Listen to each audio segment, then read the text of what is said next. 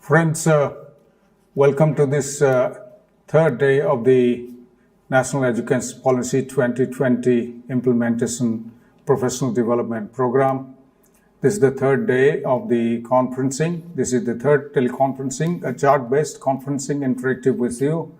We have with us Professor CB Sharma, who is Director, School of Education of Indira Gandhi National Open University, and who has also been, besides past almost 35 years of experience, he has been the chairperson of National Institute of Open Schooling.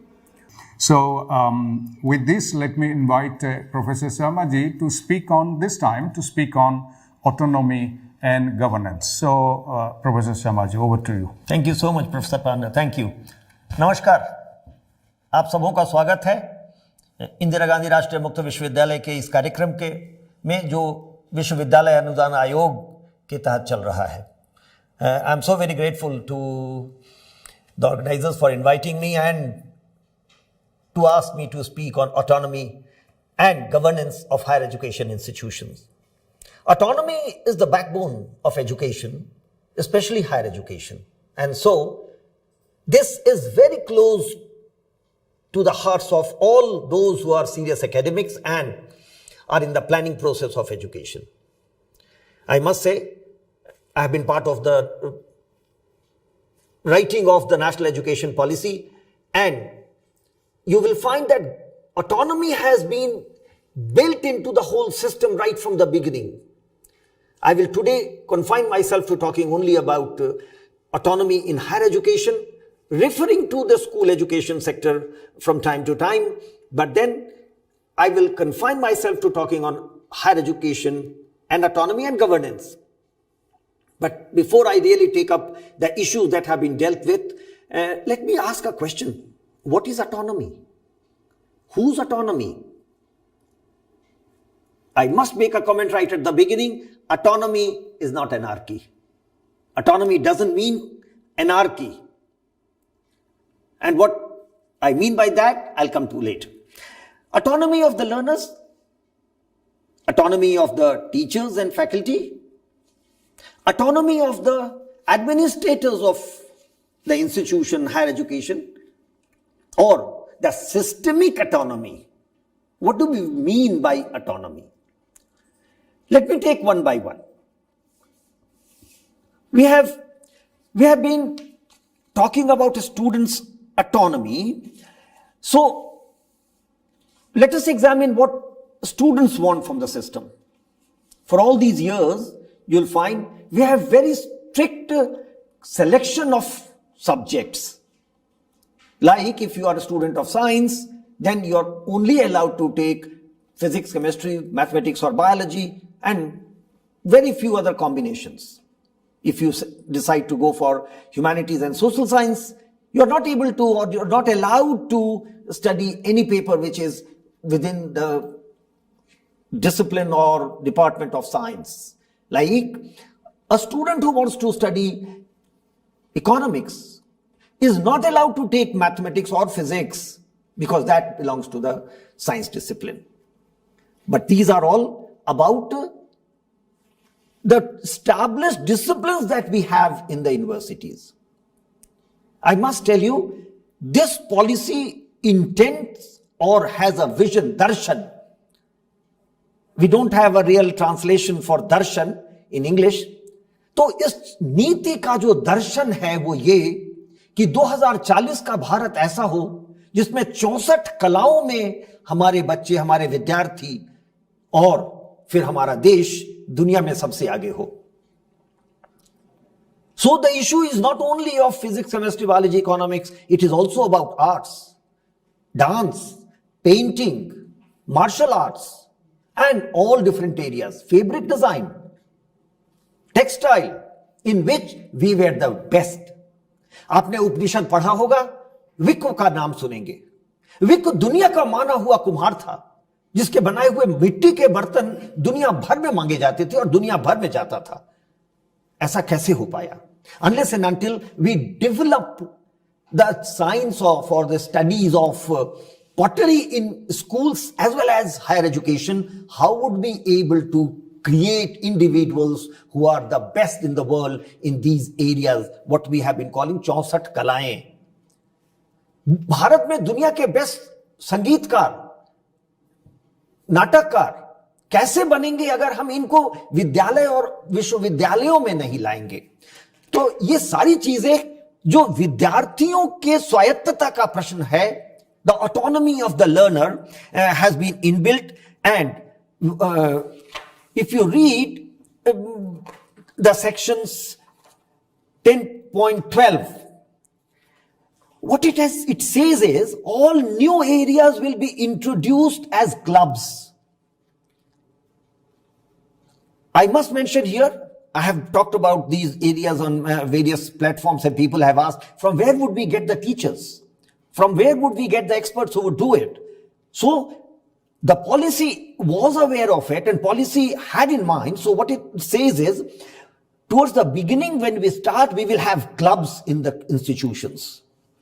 The students will start working in these areas, like it has been mentioned in 10.12, that it will have clubs for all different areas where students would like to work, like creative areas.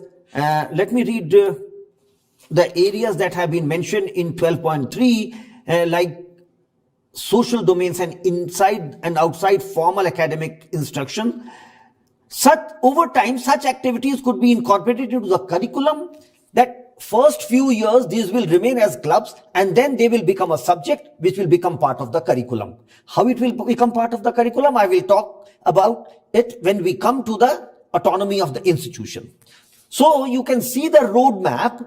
Initially, all different areas of knowledge would be open to students. Even if there is no faculty member, perhaps the students can start working on these through clubs. Once they have done substantial work, they would be able to convert it into curriculum, and some of them will get into teaching of these subjects by the time they graduate. The obvious question would be, how would colleges do it? Now I am shifting to the second part. How would colleges or institutions do it? What the policy says is that all colleges and institutions of higher education will get graded autonomy. If you look at autonomy in terms of institutions, read 13.4, freedom to design and develop curriculum. How will that happen? Institutions will become autonomous, which will be done in a phased manner depending upon their contribution and their performance. Some of the colleges will get autonomy, but some would be working under the mentorship of the universities. So the autonomous colleges will be free to decide and design the curriculum for these subjects, and also perform and take these as subjects and teach them. How would that work? Autonomous colleges will have a board of governors. Read chapter 19, where this has been clearly delineated, that every college will have a board of governors. The head of the institution will be heading the board of governors. Like if there's a college, the college principal will be the head of the board of governors. The previous principal will be member of it, members of the society, those who employ our graduates, those who are alumni, students, staff, teachers will all be part of it. The major criticism of our system has been that those who are not part of the institution or system, they decide on issues of appointments, of curriculum, like we have the system of affiliating institution. So the university decides on the curriculum and tells the colleges to transact it. That won't happen. The college will have its own committees. At the top will be the board of governors, and then will be the department committees, which will be board of studies, where the teacher in the college, in collaboration with experts from outside in the vicinity and other areas, far-flung areas, will be members of the board of studies. The board of governors will approve this, and that will become part of it. Ultimately, they will be able to award degree as well. Initially, they will be allowed to transact, but perhaps they may not be able to award degree. But as their performance increases and they become from teaching institution to teaching and research institution, and from teaching and research to research institution, they will be allowed to award degree as well. So now you can see that students through their clubs can decide on new courses, new curriculum, and that can be any area of knowledge. It has been made wide open. If there is a college in the hinterland, in the far-flung area, rural area, perhaps they can have agriculture or sericulture, horticulture as clubs. Ultimately, they will become courses and curriculum. They will then start teaching these subjects, and the faculty would be developed through these exercises. Once that is there, they will have a board of studies which will approve the curriculum, and they would be able to transact, and ultimately they will be able to award degree as well. At the university level, the University Grants Commission has been the apex body for higher education, but then there has been a lot of criticism. The University Grants Commission was initially established to disburse the grant that was demarcated for higher education. But slowly this body had to take up all the responsibility of governance, regulation and all. But in that process, there were so many regulatory bodies also created. Specialized bodies like the National Council for Teacher Education, All India Council for Technical Education.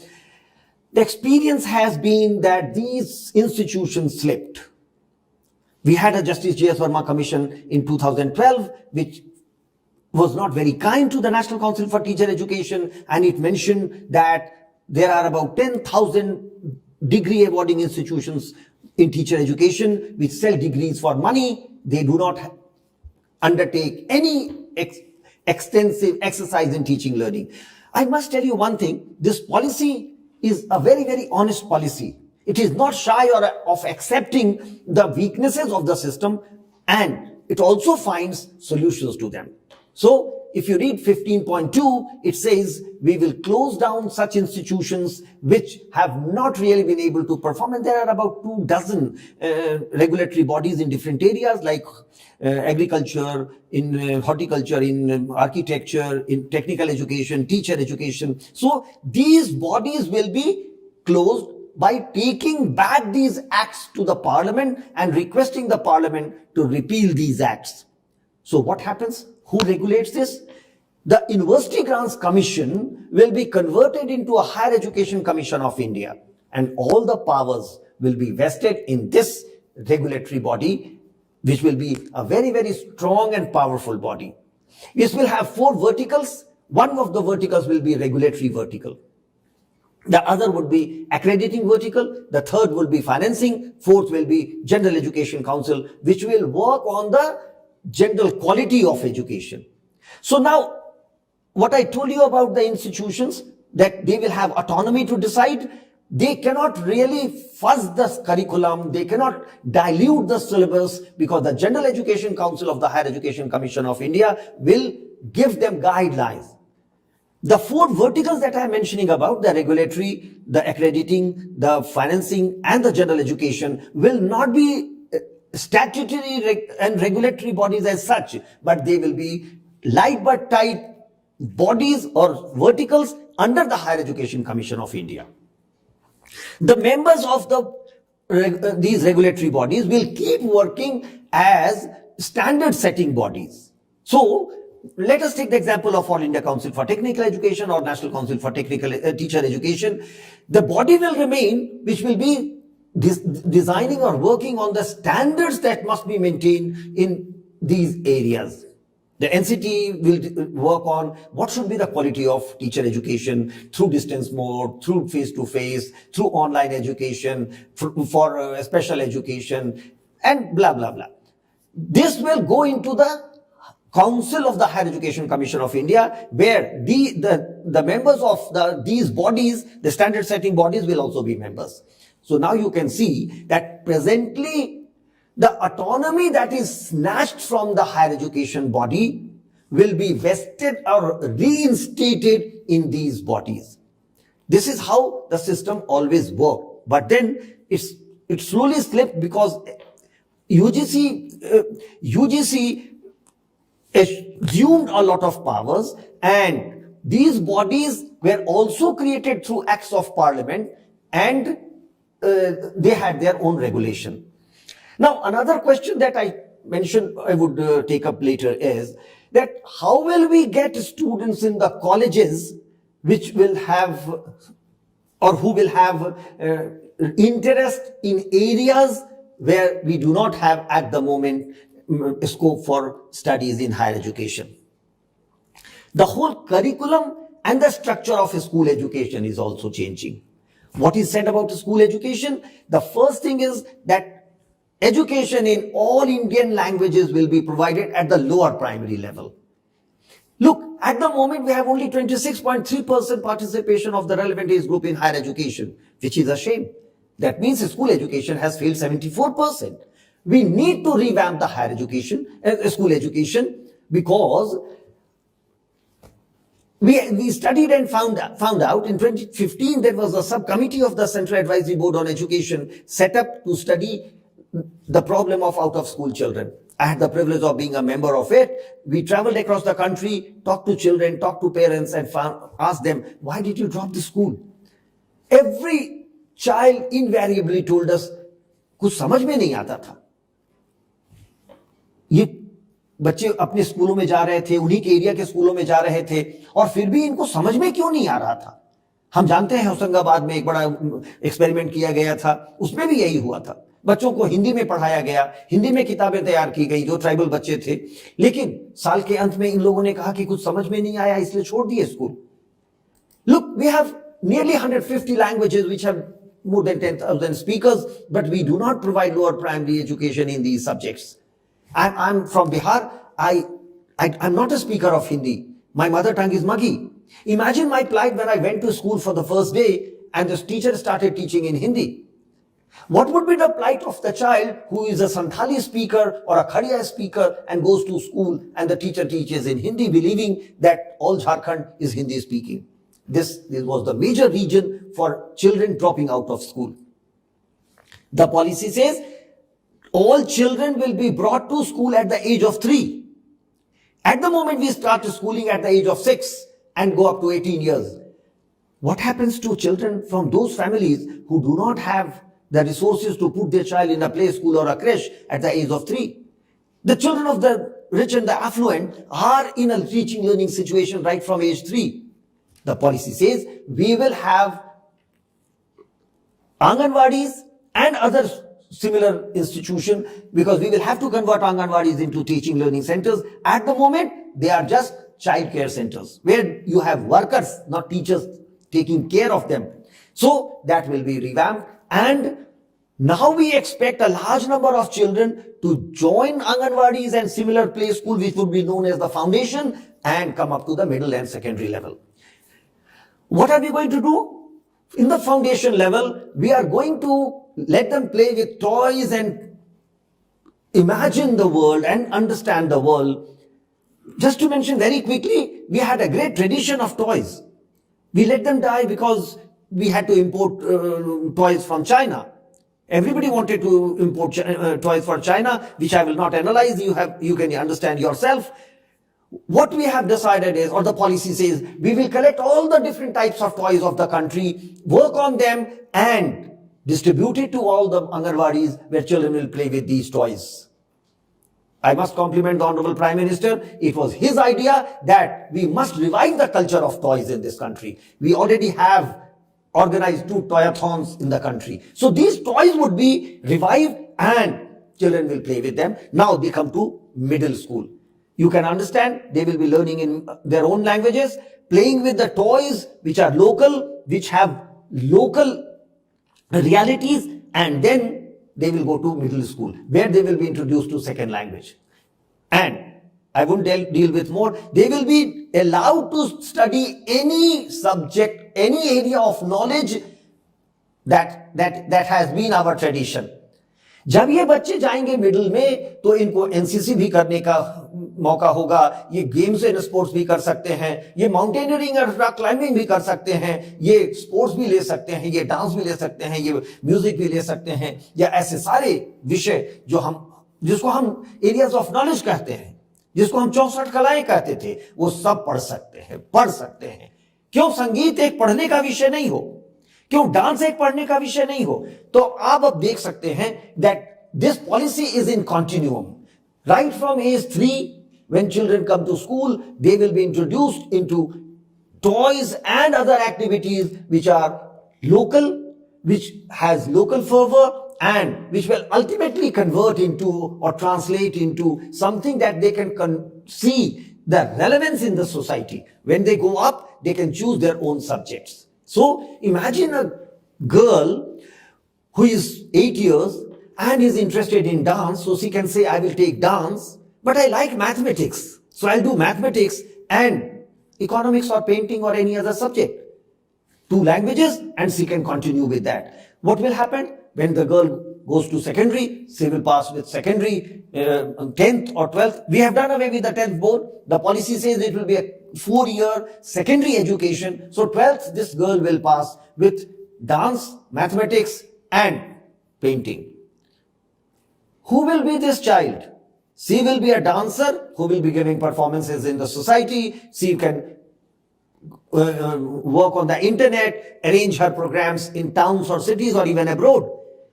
Perhaps if we have 1 lakh such boys and girls coming up with good training in dance, painting, agriculture or other areas, they can become global best dancers.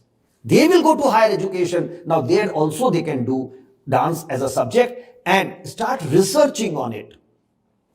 I have not taken up the issue of multiple entry and exit, but then perhaps after doing 2 years of studies in dance, she can exit the system, practice it for a couple of years, come back and join the 3rd year. This is the autonomy that the students want.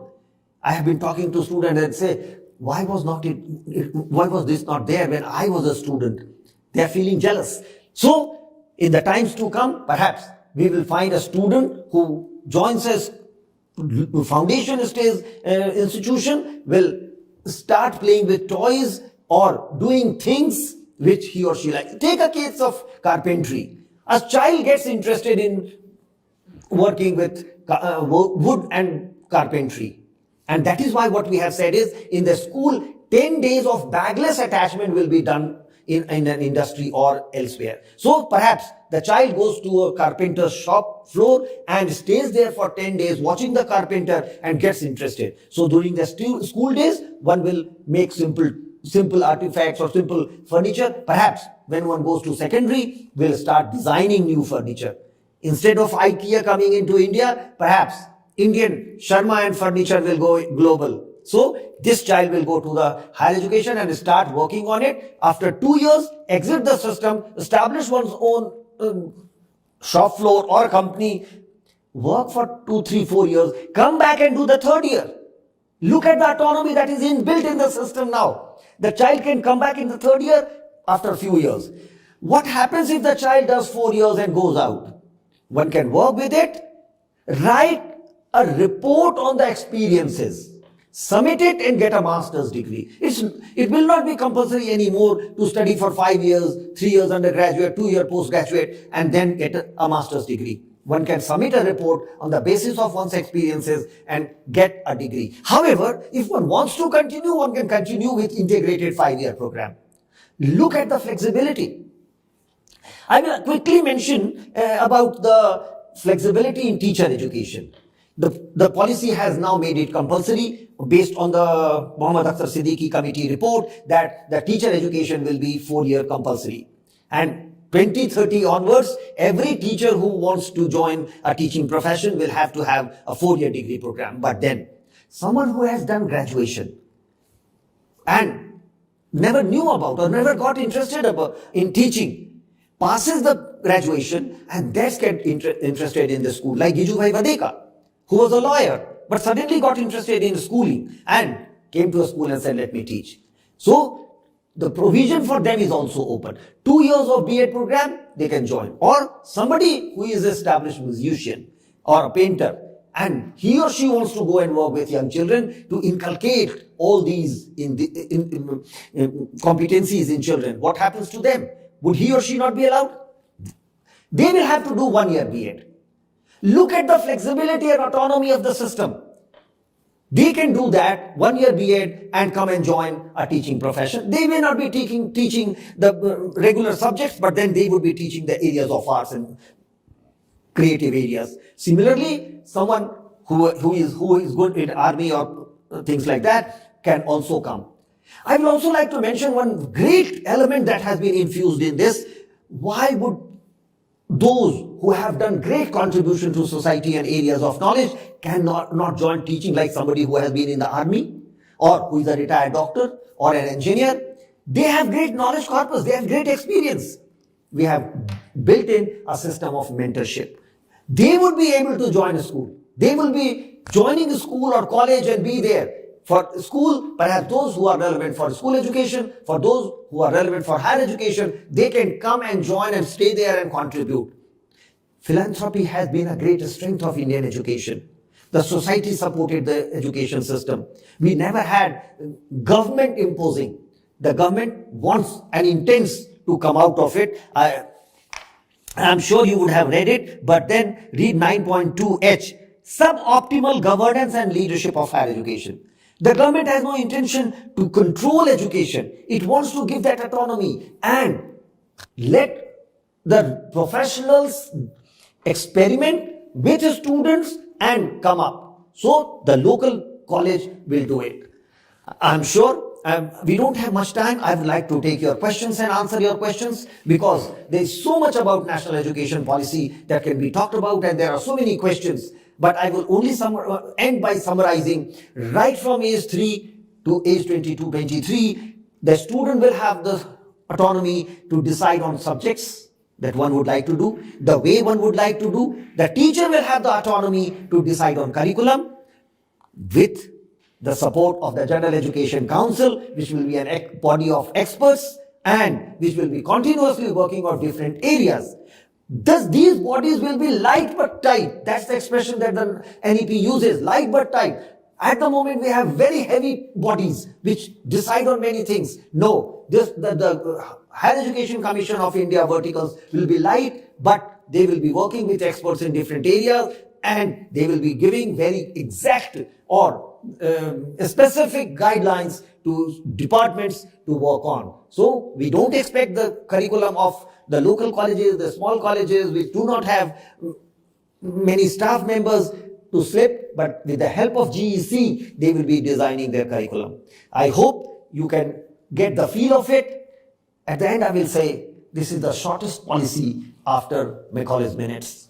Macaulay's Minutes was 9 pages, it's just 62 pages. Please read it, must read it. And read it many times. There are many things put in between the lines. You must read between the lines and appreciate. It has the teacher center stage. ये नीति शिक्षक को केंद्र बिंदु में रखती है. मैं अगर कोई सीक्रेट रिवील नहीं कर रहा हूं, जब हम लोग काम कर रहे थे इस नीति पर और लोग गए प्रधानमंत्री जी को दिखाने के लिए, तो प्रधानमंत्री जी का एक ही विचार था, शिक्षक ही देश को बदलेगा, उसी पर भार दो, वही करेगा, हम नहीं. On 7th of August, 8 days after the policy was approved by the Central Cabinet, on 29 July, he addressed the teachers. For the first time, any Prime Minister has done that. And he told the teachers, we have given you the policy, but it is your policy. You have to own it. It is our policy. Friends, teachers, fellow teachers, let us own it and let us implement it. It's a great policy which will transform India into Bharat 2040 and which will be autonomous like the dream institution of any country. A document from UGC has finally come out. Combination of two committees, which is about multidisciplinary institutions and multidisciplinary departments. And the second committee was chaired by our Honorable Vice Chancellor, Professor Nageswara Rao-ji, in which I was also a member of the committee. And those two have been combined in that document, and the document is out. And you should get hold of a copy of that document, because those eventually become regulations in the future. and the Higher Education Commission of India coming up. And all these, including choice-based credit system, outcome-based learning, open distance learning regulations, international overseas cross-border educational delivery regulations, so all these that have come up, multiple entry and exit, multidisciplinary, all these would eventually become part of that. They will not be withdrawn, they can be modified in the future. So with this, I thank you, Professor Sharma, for a very interesting and a very well articulated and presentation.